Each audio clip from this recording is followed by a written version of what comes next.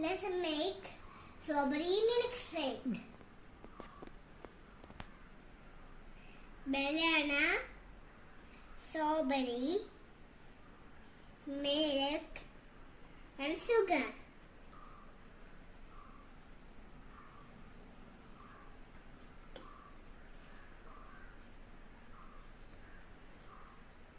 നമുക്ക് ഇനി അതിനെ ബ്ലെൻഡ് ചെയ്യാം. ഇനി നമുക്ക് മിൽക്ക് ഷേക്ക് റെഡി ആയിട്ടുണ്ട്. ഇനി നമുക്ക് ഗ്ലാസ്സിലോട്ട് ഒഴിക്കാം.